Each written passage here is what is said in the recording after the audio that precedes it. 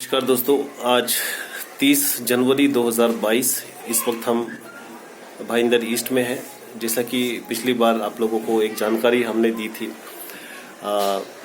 यहाँ पे एक परिवार जो है तकलीफ में था, तो उनकी सहायता के लिए कुछ लोग आगे आए और आप सभी लोगों का मैं उस पूरे परिवार की तरफ से आभार व्यक्त करता हूँ और एक मैसेज देना चाहता हूँ, एक रिक्वेस्ट करना चाहता हूँ समाज में कि भगवान न करे कभी भी किसी को भी अगर किसी भी तरह की कोई तकलीफ आती है, चाहे वो कोई भी हो, किसी भी भाषा का हो, किसी भी धर्म का हो, चाहे वो हिंदू हो, मुसलमान हो, सिख हो, ईसाई हो, इंसान हो, पशु हो, पक्षी हो, कोई भी जीवित प्राणी हो, अगर वो तकलीफ में है, दुख में है, तो उसकी यथासंभव जितना भी हो सकता है उनकी सहायता करें।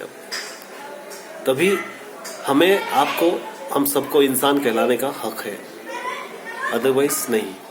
बाकी हम लोग और चीज़ों में बहुत पैसे उड़ाते हैं, बर्थडे में लाखों मतलब हज़ारों रुपए बर्थडे में उड़ाते हैं, शादियों में उड़ाते हैं, दिवाली में पटाखों में हम लोग हज़ारों रुपए उड़ा देते हैं, ईद में बकरे काटते हैं, हम लोग क्रिसमस में हम लोग बहुत सारी चीज़ें सेलिब्रेट करते हैं, बाकी सब चीज़ों में करते हैं। लेकिन जहाँ इंसानियत की बात आती है वहाँ पे अफसोस इस बात का है कि कुछ ही लोग ऐसे होते हैं जो आगे आते हैं।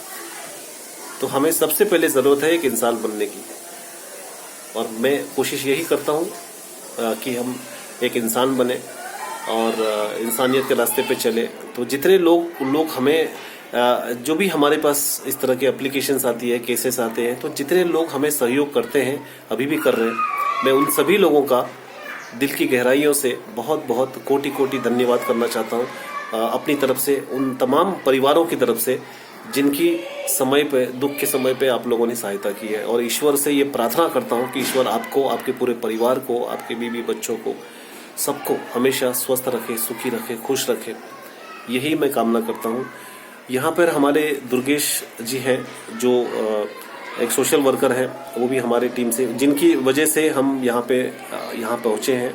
सुंदर केरा जी हैं जो हमेशा जब भी किसी की मदद ज़रूरत पड़ती है, तो जैसा कि मैंने बताया पिछली बार भी एक बच्चे की हार्ट सर्जरी के लिए इन्होंने टाटा ट्रस्ट से 40,000 रुपये का योगदान दिलवाया था। बहुत बड़ी बात थी, वो बच्चा आज जिंदा है। और मैंने कई बार ऐसा देखा है कि समय पर इलाज नहीं होने की वजह से अपने आंखों के सामने मैंने मासूम बच्चों को दम तोड़ते हुए देखा है, एक माँ की कोख उजड़ते हुए देखा है, जिसका अफसोस, जिसका मलाल मुझे आज भी है, क्योंकि मुझ में इतनी सामर्थ्य नहीं थी कि मैं अकेला उसका इलाज कर पाता। लेकिन मैं लोगों के पास भी गया, संस्थाओं के पास भी गया, लेकिन लोगों ने ये कहा कि हम मीटिंग करेंगे, हमें जब समय मिलेगा हम बताएंगे देना है या नहीं देना, और तब तक बहुत देर हो चुकी थी। तो दोस्तों, साथियों, मैं आप लोगों से यही कहना चाहता हूँ कि जब कभी भी कोई भी आपके पास अगर इस तरह का कुछ केस आता है, कोई रिक्वेस्ट आती है, तो जितना भी हो सकता है उसमें विलम्ब ना करें। चाहे बूंद बूंद से भरा भरता है, आप जितनी भी आपकी सामर्थ्य है तो आप यथासंभव उनकी सहायता करें। यही मैं रिक्वेस्ट करता हूँ, प्रार्थना करता हूँ आप लोगों से, और उम्मीद करता हूँ कि आप भी इंसानियत के रास्ते पे चलने की कोशिश करेंगे, बेहतर इंसान बनेंगे, और बेहतर इंसान बनेंगे तो हम बेहतर नागरिक बनेंगे, बेहतर नागरिक बनेंगे तो हम अपने देश को और उन्नति की ओर ले जाएंगे। और सुंदर जी, आप कुछ कहना चाहते हैं? नहीं, थैंक यू, बोल दिया भाई, आपने सब कुछ बोल दिया।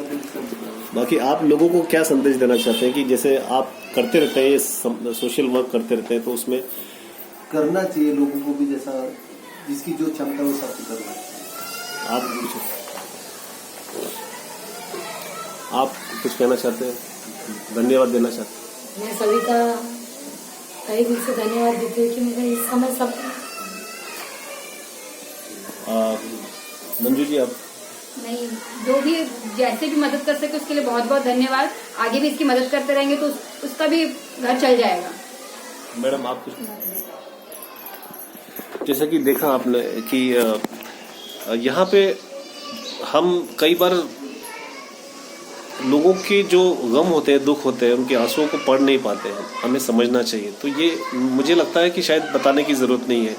और मैं एक बार फिर से सभी लोगों का धन्यवाद करता हूँ और उम्मीद करता हूँ कि, और मेरा भी ये सपना है कि मैं मरते दम तक, आखिरी सांस तक कुछ ना कुछ अच्छा कर सकूँ, ताकि मैं जब हम दुनिया से जब जाए तो ऊपर वाले को कुछ जवाब दे सकें, भाई संसार में गए तो कुछ किया।